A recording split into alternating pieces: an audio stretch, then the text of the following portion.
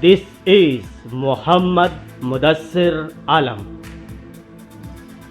and you are watching me on youtube.com/md Mudassir Alam channel.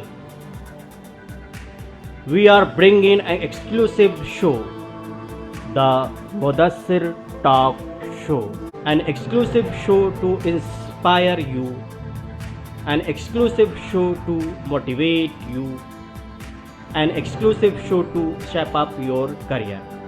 अस्सलामुअलैकुम, नमस्ते, hello and welcome. मैं मोहम्मद मुदस्सिर आलम आप सबका द मुदस्सिर टॉक शो के एक नए एपिसोड में स्वागत करता हूं, खैर मकदम करता हूं, दिल से इस्तकबाल करता हूं।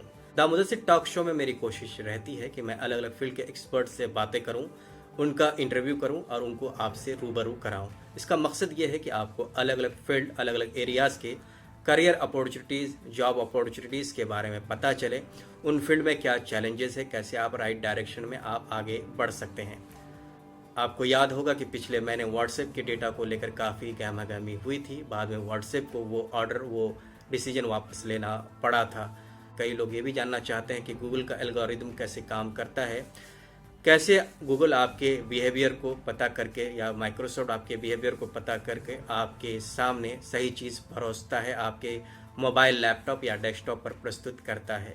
द मुदस्सिर टॉक शो के इस एपिसोड में हमने बात की है एक डेटा साइंटिस्ट से जिनका नाम है मिस्टर अभिषेक गुप्ता। उनसे हमने बात की, उनसे जाना है कि क्या होता है फेसबुक, व्हाट्सएप या फिर गूगल या फिर माइक्रोसॉफ्ट के लॉजिक एल्गोरिदम में क्यों वो इतना फोकस करते हैं, आपके बिहेवियर का पता वो कैसे करते हैं। ये सारी बातें हुई हैं इस इंटरव्यू में। तो चलिए देखते हैं मिस्टर अभिषेक गुप्ता से हुई खास बातचीत द मुदस्सिर टॉक शो के इस एपिसोड में।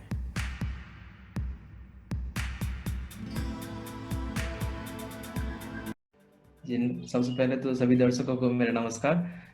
मेरा नाम अभिषेक गुप्ता है। मैं बेसिकली आपके पास का कानकी गांव से हूँ और मेरे पापा का नाम रामचंद्र प्रसाद गुप्ता और मम्मी का नाम सुषमा कुमारी गुप्ता है, जो हाई स्कूल की पैरा टीचर है कानकी हाई स्कूल में।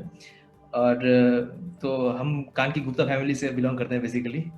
कानकी हाई स्कूल में पढ़ाई किया, वहाँ से फिर मैट्रिक करने के बाद सुदर्शनपुर हाई स्कूल में, विद्याचक्र जिसको हम लोग बोलते हैं, रायगंज में मैंने पढ़ाई की 11-12। फिर मैं पटना गया, पटना में जाके अंडरग्रेड किया। वहाँ से मुझे मौका मिला, एक प्रोफेसर हैं अशोक घोष सर, उनके थ्रू से एक स्कॉलरशिप के बारे में पता चला, जो कि है इरेस्मस मुंडस स्कॉलरशिप। वो बहुत कम लोगों को मिलता है और उसमें यूरोपियन यूनियन आपको फंड करती है पढ़ने के लिए। तो बेसिकली मैं थोड़ा सा भाग्यशाली रहा उसमें, जो मुझे वो मौका मिला 2015 में।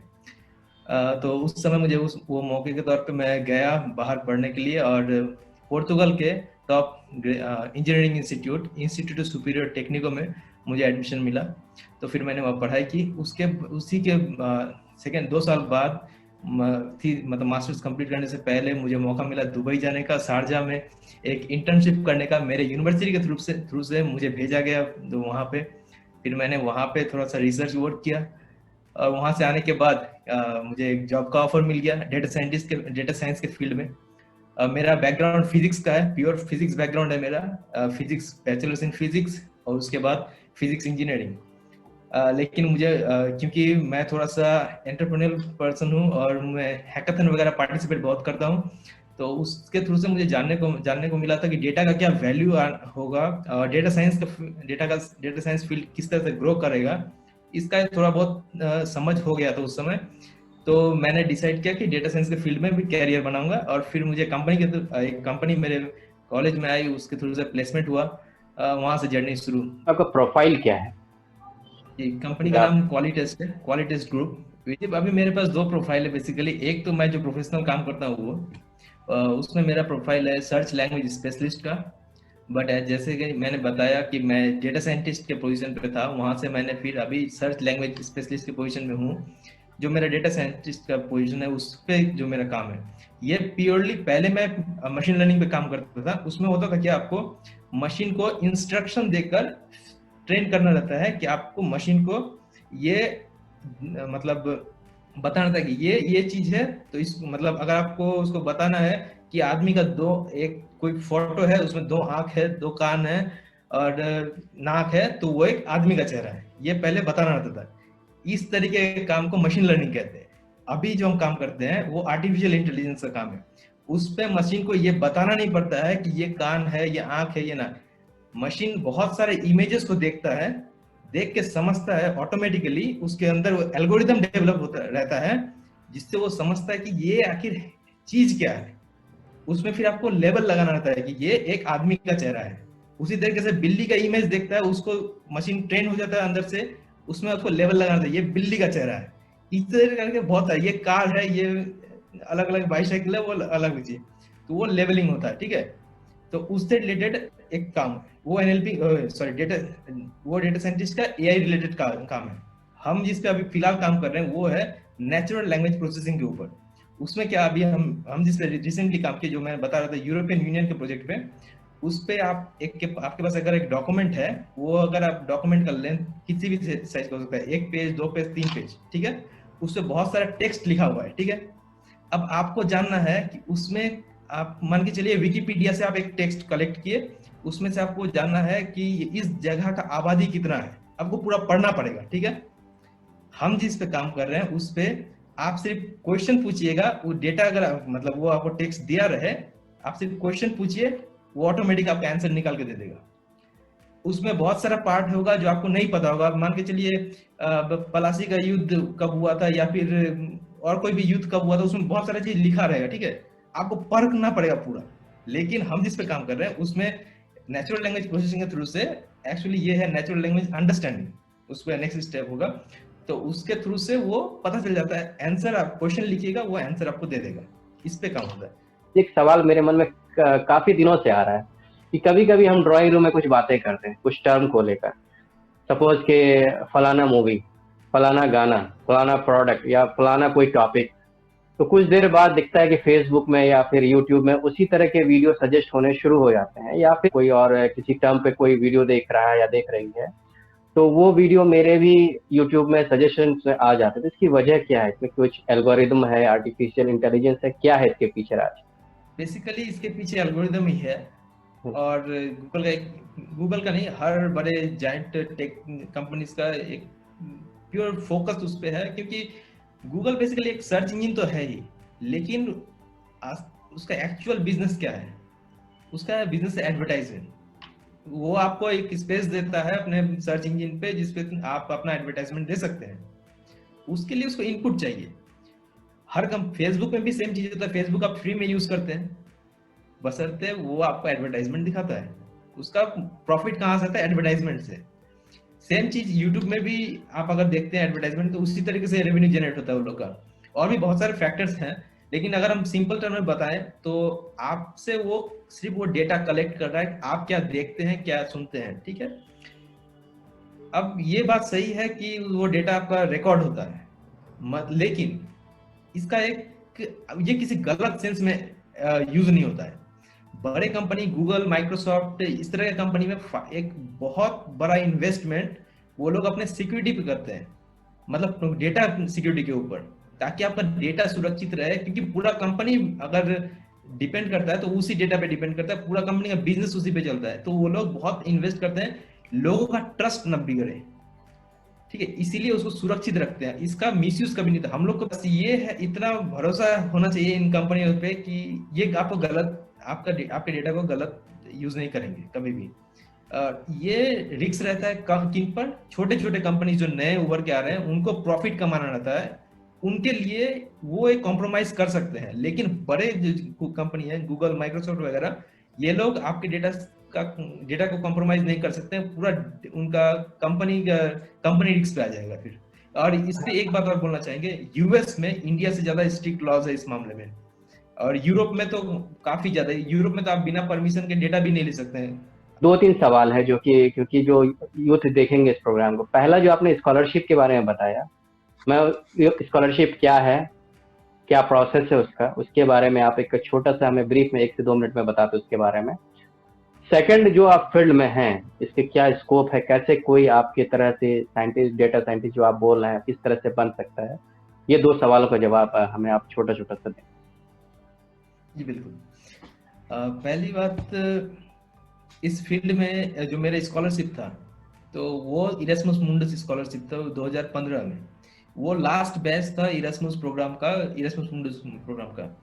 अभी उस प्रोग्राम का नाम है इरास्मस प्लस। तो अगर आप गूगल करते हैं इरास्मस प्लस तो आपको यूरोपियन यूनियन का वो एक प्रोजेक्ट दिखेगा जिसपे आपको अलग अलग bachelors, masters, PhD, post doc सबके लिए अलग अलग तरीके से पोजीशन अवेलेबल रहता है। हर साल ये आता है। अब ये हमको एग्जैक्टली याद नहीं, क्योंकि मैंने 5 साल के बाद दोबारा मुड़ के उस पर नहीं देखा कि कब है ये। तो आप अगर चाहें तो उस पर चेक कर सकते हैं, इरास्मस प्लस उसका नाम है। और इस पे बहुत हम साल भर आपको हर साल स्कॉलरशिप अपॉर्चुनिटी मिलते रहते हैं। इसमें आपको बस अप्लाई करना रहता है। बस आपका एकेडमिक बैकग्राउंड सही होना चाहिए। सेकंड, ये नहीं कह रहे हैं कि मार्क्स बहुत अच्छे होने चाहिए, आपका एक बैकग्राउंड होना चाहिए हमारे से इंपॉर्टेंट चीज पे क्या ज्यादा जरूरी है। सेकंड होना चाहिए आपका मोटिवेशन लेटर होना चाहिए। थर्ड, रिकमेंडेशन लेटर होना चाहिए। फोर्थ पॉइंट जो मेरे हिसाब से सबसे ज्यादा इंपॉर्टेंट है यूरोप में या फिर आप जब फॉरेन कंट्री में अप्लाई करते हैं, आपका एक्स्ट्रा करिकुलर एक्टिविटीज क्या है, ये बहुत मैटर करता है। आप पढ़ाई के अलावा क्या क्या किए हैं, आप अलग क्या सोचने का दम रखते हैं, ये मैटर करता है। तो अगर आप ये कुछ अगर दिखा पाते हैं, उन आपके मोटिवेशन लेटर में लिख पाते हैं कि मैं ये सोचता हूँ, मैं ये करना चाहता हूँ, या फिर मैंने ये किया है, तो आपका चांस बहुत बढ़ जाता है जब आप फॉरेन में अप्लाई करते हैं। तो इसके अलावा भी बहुत सारे स्कॉलरशिप अवेलेबल हैं। यही एक अवेलेबल स्कॉलरशिप नहीं है, बहुत सारे यूनिवर्सिटी स्पेसिफिक स्कॉलरशिप है।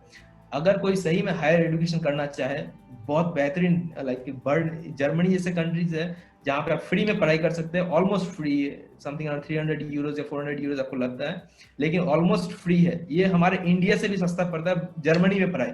और जर्मनी का पढ़ाई के बारे में बता रहे हैं, बहुत टॉप क्वालिटी का है।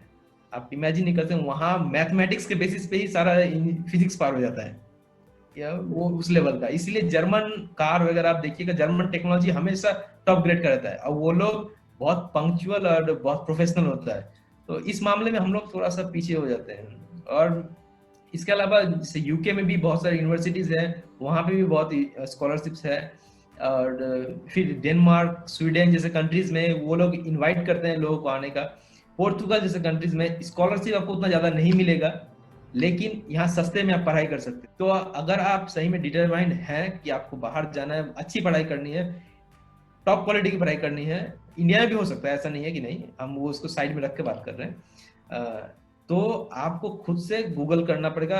आप जैसे मेरे जैसे लोग हम हैं, या फिर और भी मेरे जैसे और भी बहुत लोग बाहर पढ़ते होंगे, सारे लोग फेसबुक पे, लिंक्डइन पे या फिर और भी बहुत सारे प्लेटफॉर्म में अवेलेबल है, आपको बहुत लोग मिल जाएंगे। और एक खास बात बताते हैं, डेटा साइंस फील्ड में अगर आपकी लर्निंग हैबिट हो और आप इस फील्ड में आना चाहते हैं, तो उसके लिए सबसे इम्पॉर्टेंट है मशीन को समझने वाली लैंग्वेज। मशीन का जो लैंग्वेज है उसको programming languages, either Python, C++, जावा, ये सब आपको आनी चाहिए। हमारे डेटा साइंस फील्ड में पाइथन की सबसे ज़्यादा इंपॉर्टेंस है, उसके बाद R एक लैंग्वेज है, वो भी इम्पॉर्टेंट है। और भी टाइम के साथ साथ नए नए लैंग्वेजेस आते जाते हैं, जैसे हम हिंदी, बांग्ला, उर्दू ये सब बोलते हैं, उस तरह से कंप्यूटर को समझाने के लिए वो एक अलग अलग तरीके के लैंग्वेजेस होते हैं, सबके अलग अलग यूज़ केसेस होते हैं। तो डेटा साइंस के फील्ड में पाइथन का ज़्यादा यूज़ होता है, हम पाइथन में काम करते हैं और R में भी कर सकते हैं, वो अलग अलग लैंग्वेजेस है। ये एक रही बात। इसके अलावा अगर आप इनमें एक्सपर्टीज हासिल कर लेते हैं, तब आती है इन लैंग्वेजेस को यूज़ करके आपको अलग अलग तरीके के प्रोजेक्ट्स करने रहते हैं। इसका आप सर्टिफिकेशन ले सकते हैं, अलग अलग तरीके का सर्टिफिकेशन कोर्सेज ऑनलाइन अवेलेबल है, बहुत सारे फ्री कोर्सेज अवेलेबल है। और उसके अलावा आप कंपटीशन में पार्टिसिपेट कर सकते हैं। जैसे मैं जिस कारण से इस फील्ड में हूँ, उसका बहुत बड़ा रीज़न है हैकाथन्स यूरोप में बहुत ऑर्गेनाइज होते थे, मैं एक्टिवली पार्टिसिपेट करता था। इवन कि पोर्तुगल से फिनलैंड जाकर मैंने एक सेकेंड रनर्स अप रहा एक कंपटीशन में, सेकंड आया था उसमें। वो एक इंटरनेशनल कंपटीशन था। तो अलग अलग कंपटीशन पार्टिसिपेट करके उस फील्ड के बारे में जानने का मौका मिला, अपने डेटा साइंस स्किल को यूज़ करने का मौका मिला था, और अलग अलग प्रोजेक्ट्स करने के बाद एक अपना अच्छा प्रोफाइल बिल्ड हुआ। उससे मुझे जॉब में बहुत मदद मिली और मेरा एक वैल्यू भी बढ़ा कि हाँ, मुझे ये चीज़ आता है, मैं ये बना सकता हूँ, ये मैं कर सकता हूँ। इस बात पे अगर आप ध्यान रखें तो आगे शायद आपको भी बहुत आसानी होगी। एक तो प्रोग्रामिंग लैंग्वेज सीखे कोई, ये मैं, और दूसरा कि कंपटीशन में पार्टिसिपेट अगर कर सकते हैं तो आप ज़रूर कीजिए। दूसरी बात जो मैं गार्जियंस लोग को करना चाहूँगा वो कि आप अपने बच्चों को कम से कम जब भी हो क्लास 5 से 10 तक कंप्यूटर सिखाइए या फिर प्रोग्रामिंग लैंग्वेज जो है वो सिखाइए, ताकि वो इस फील्ड में आ सके आसानी से। क्योंकि अभी से आगे का टाइम जितना भी आने वाला है ये प्योरली कंप्यूटर बेस्ड होगा। जैसे आप देख सकते हैं, आप अलग अलग ऐप यूज़ करते हैं या फिर अभी आप कोई भी चीज़ यूज़ कीजिए, स्मार्ट टेक जो है उसमें अलग अलग तरह का प्रोग्रामिंग लैंग्वेज यूज़ होता है। प्रोग्राम वो आप जो फेसबुक यूज़ करते हैं, ट्विटर यूज़ करते हैं, इंस्टाग्राम यूज़ करते हैं, सब में, या आप कोई भी एक छोटा सा ऐप ले लीजिए वो जो आप यूज़ करते हैं उसमें उसके पीछे प्रोग्रामिंग लैंग्वेजेस का काम है। उसमें लोग, हमारे जैसे लोग, बहुत सारे लोग काम करते हैं उसमें, उसको डेवलप करते हैं, तभी वो प्रोडक्ट डेवलप होता है। तो अगर आप कुछ करना चाहते हैं तो इस फील्ड में आप आ सकते हैं इस तरीके से। और यहाँ से आने वाले टाइम में ये इसी तरीके के प्रोडक्ट और भी डेवलप होंगे, और भी एडवांस, जैसे ड्रोन वगैरह हो गया, या फिर हवा बिना ड्राइवरलेस कार जो है, ऑटोनोमस कार जिसको कहते हैं, और सोलर पैनल जो बहुत एडवांस है, IoT, इंटरनेट ऑफ थिंग्स, बहुत सारे नए चीज़ें आने वाले दिनों में। तो उन सब में जो इस प्रोग्रामिंग बैकग्राउंड के लोग की डिमांड रहेगी। और ये फील्ड यहाँ से शुरू हुआ है, अभी आगे हर चीज़ ऑटोनोमस होगा, हर चीज़ प्रोग्रामिंग बेसिस पे ही चलेगा, आर्टिफिशियल इंटेलिजेंस का हैवी यूज़ होगा। सो 2-4 बात जरूर कहना चाहूँगा। अगर लाइफ में कुछ बड़ा करना है तो सपने भी बड़े देखिए। अगर सपने बड़े देखते हैं उसमें ये नहीं डरिए कि सक्सेसफुल होंगे या फेलियर होंगे। अभी मैंने ऐसा कुछ बड़ा किया नहीं, लेकिन मैं अपने छोटे से एक्सपीरियंस से बता सकता हूँ। अगर आप सक्सेस हुए तो आप लोगों को सही आप लीड कर सकते हैं, अगर आप फेल हुए तो आप लोगों को गाइड कर सकते हैं। आप कम से कम ट्राई जरूर कीजिए सपने बड़े देखने का। मैं एक बात जरूर ऐड करना चाहूँगा, आपने जो इनिशिएटिव लिया है ये काफ़ी लोगों को मदद करेगा। अभी अगर व्यूअरशिप ज़्यादा ना भी हो, इन फ्यूचर ये रिकॉर्डेड रह गया। ये आपको ये जो यंग जनरेशन जो आने वाले हैं वो जब ये वीडियो देखेंगे, इनसे बहुत कुछ सीखने को मिलेगा। तो आपका जो योगदान रहेगा ना सोसाइटी पे, ये बहुत बड़ा है। ये अभी इमीडिएटली नहीं दिखे, लेकिन लॉन्ग टर्म में इसका इम्पैक्ट बहुत बढ़िया रहेगा। आप इसके लिए बधाई के पात्र हैं। मिस्टर अभिषेक गुप्ता, ये आप लोगों के ऐसे ही फीडबैक से मेरा मनोबल बढ़ता है। मेरी कोशिश रहती है कि एक भी आदमी अगर इस वीडियो को देखे कुछ उसको अच्छा लगे या उससे इंस्पायर हो जाए तो बहुत बड़ी बात होती है। यही हमारा एक गोल है, इसी पे इस तरह का शो शुरू किया गया है। तो आपने मेरे लिए इतनी अच्छी बातें कही, इसके लिए आपका बहुत बहुत धन्यवाद। मुझे ये आशा और उम्मीद है, यूं कहें कि पूरा यकीन है कि इस इंटरव्यू को देखने के बाद आपको डेटा साइंटिस्ट के जॉब के प्रोफाइल के बारे में आपको काफ़ी मालूमात हासिल हुई होगी। साथ ही साथ कैसे गूगल, फेसबुक, माइक्रोसॉफ्ट या फिर व्हाट्सएप आपके डेटा को यूज़ करता है, ये सारी बातें आपको पता चली होंगी। मिस्टर अभिषेक गुप्ता के साथ आप कैसे कनेक्ट कर सकते हैं ऑलरेडी मैंने बताया है, इस इंटरव्यू में आपने देखा है। अगर आपको और ज़्यादा जानकारी चाहिए तो आप वीडियो के डिस्क्रिप्शन में सारी डिटेल्स देख सकते हैं। द मुदस्सिर टॉक शो के इस एपिसोड में इतना ही। अगले एपिसोड तक के लिए आप अच्छे रहें, स्वस्थ रहें, अपना ख्याल रखें, अपने परिवार का ख्याल रखें, अपने आसपास का ख्याल रखें। अगले एपिसोड तक के लिए शब बखैर, गुड नाइट, शुभ रात्रि।